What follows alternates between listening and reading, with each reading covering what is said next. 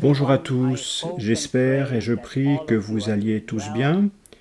Je vais bien aussi. Très récemment, Chantloub m'a conseillé et m'a demandé de faire une vidéo parce que chaque année, pendant l'hiver, depuis de nombreuses années, j'ai eu cette chance de vous rendre visite en personne, en Europe, surtout à Chantloub, ce que j'ai beaucoup apprécié. Mais cette année, en raison de la pandémie, c'est impossible et nous ne pouvons pas nous voir cette année.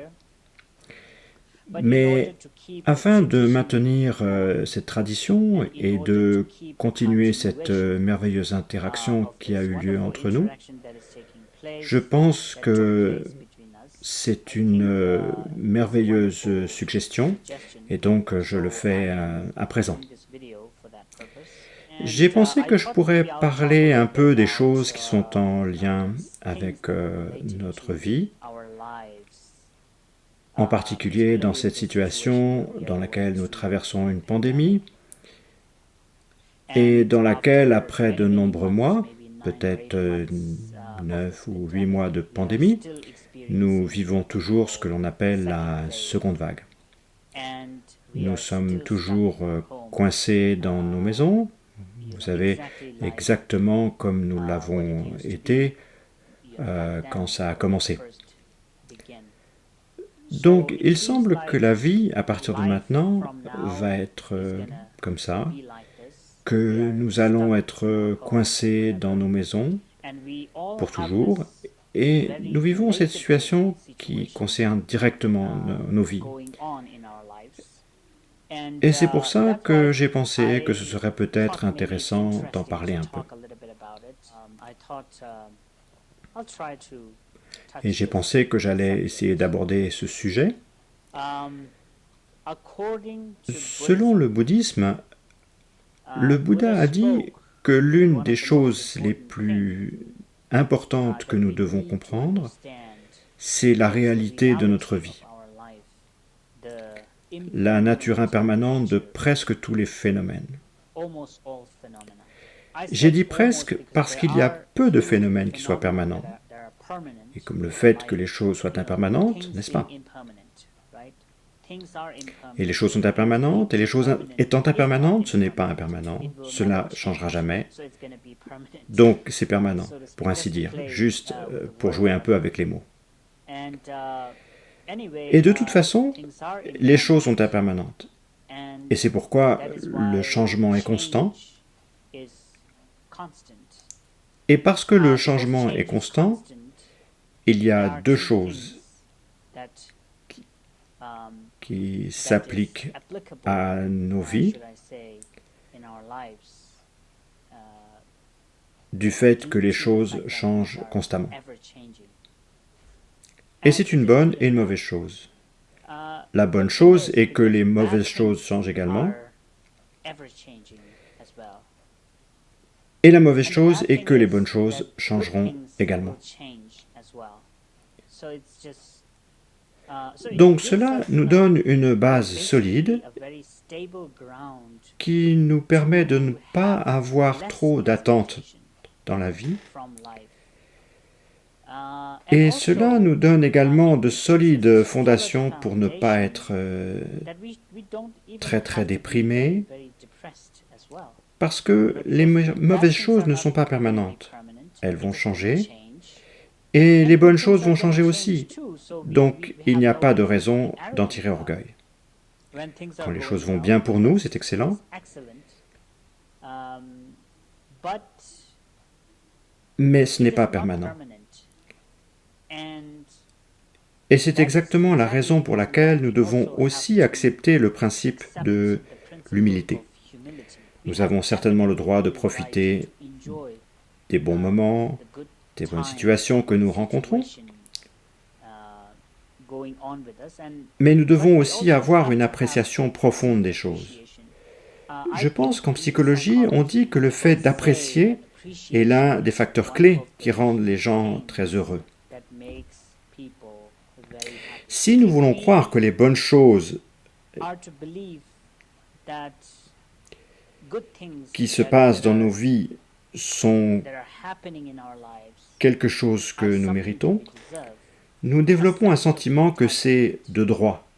Et c'est une situation dangereuse. C'est une chose très dangereuse d'avoir ce sentiment de droit acquis. Parce que ça ne nous rendra jamais contents.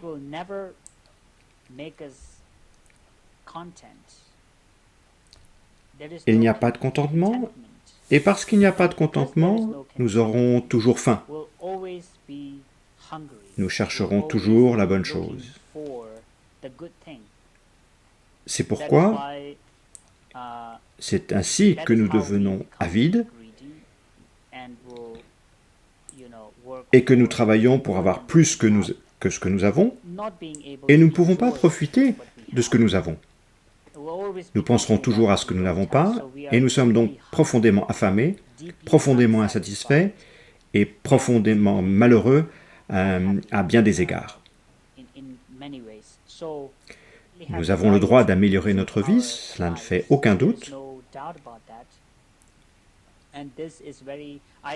Et c'est très bien. Je veux être clair sur le fait que nous méritons tous une bonne vie, que nous méritons le bonheur, que nous méritons toutes les bonnes choses que les autres apprécient.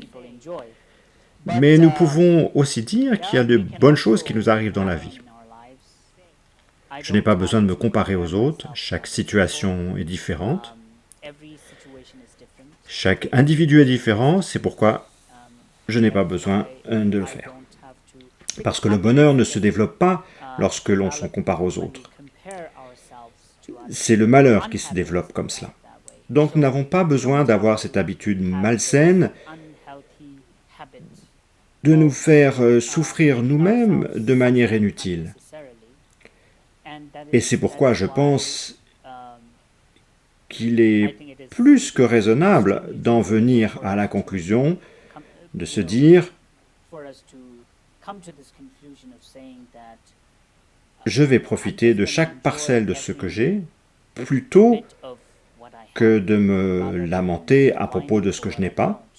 Et c'est exactement comme cela que je vais me rendre heureux, et plus heureux encore. Il se peut que j'ai des déceptions, il se peut même que je sois déprimé,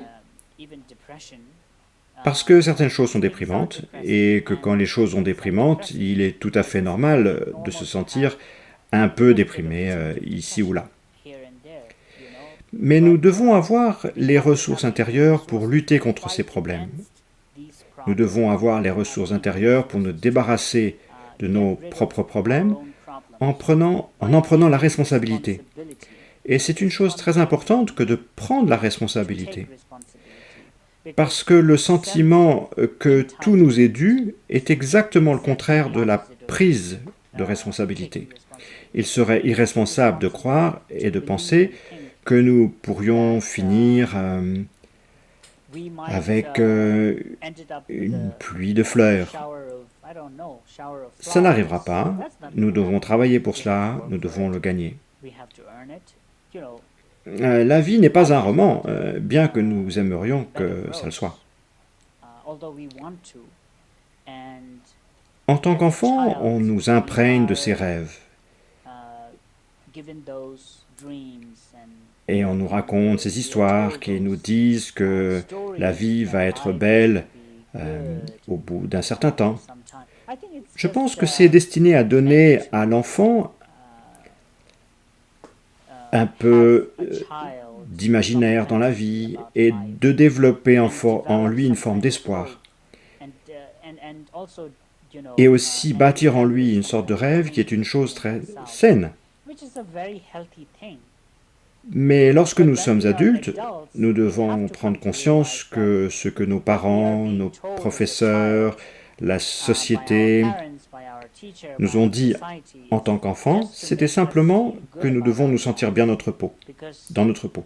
Car si nous ne développons pas, si nous ne grandissons pas en nous sentant bien dans notre peau, nous n'aurons jamais une vie d'adulte saine.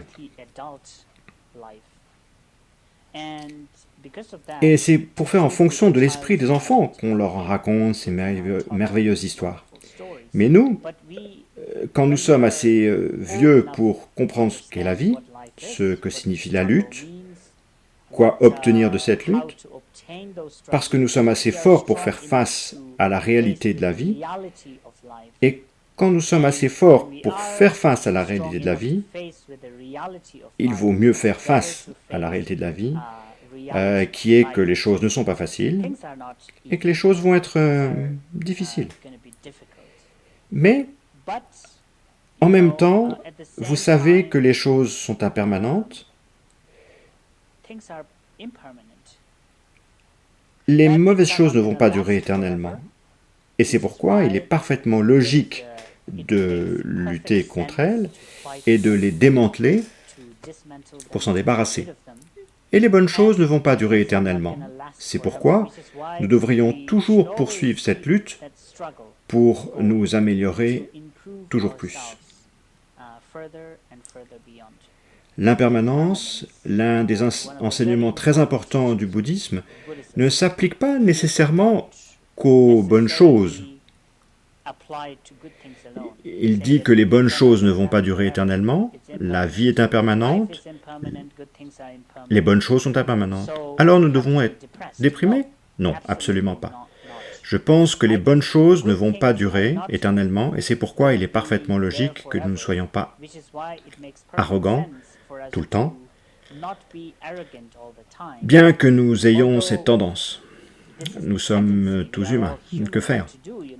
Quand de bonnes choses arrivent et que les choses vont bien, nous devenons un peu arrogants. Mais cela nous aidera à nous calmer un petit peu.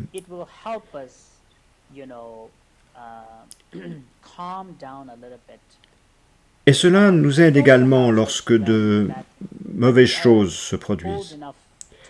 Lorsque nous sommes assez vieux pour comprendre ce qu'est la vie, ce que signifie la lutte, comment mener cette lutte? Parce que nous sommes assez forts pour faire face à la réalité de la vie. Et comme nous sommes assez forts pour faire face à la réalité de la vie, il vaut mieux faire face à la réalité de la vie, qui est que les choses ne sont pas faciles,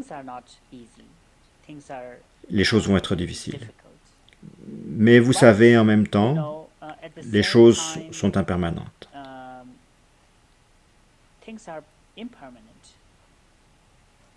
Les mauvaises choses ne vont pas durer éternellement, et c'est pour ça qu'il est parfaitement logique de se battre contre elles pour les démanteler et s'en débarrasser.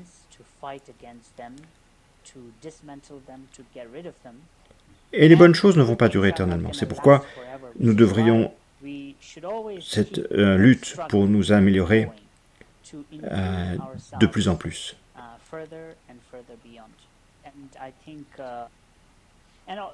Et je pense que ça nous aide aussi quand de mauvaises choses arrivent. Vous savez que c'est aussi impermanent. C'est aussi impermanent. C'est pour ça que ça ne va pas durer éternellement et qu'il y a toujours un bon côté après cela. Si vous êtes assez patient et si vous vous battez contre ce que vous n'aimez pas, une mauvaise situation, une mauvaise chose, vous pourrez vous en débarrasser aussi. C'est pour ça que ça nous rend inventifs, ça nous aide à persévérer, et ça nous donne une raison de persévérer davantage, plutôt que de rester assis dans un coin, déprimé, déçu et pleurnichant surtout. C'est pourquoi je pense que le principe d'impermanence est extrêmement utile quand on l'applique à notre vie quotidienne. Avec ça, je vais conclure ici mon propos, et j'espère vous revoir une autre fois, peut-être avec une autre vidéo, et s'il vous plaît, soyez prudents avec le virus et tout cela. La bonne nouvelle est que le vaccin va bientôt arriver, je crois, et donc j'espère vous voir tous très bientôt. Merci.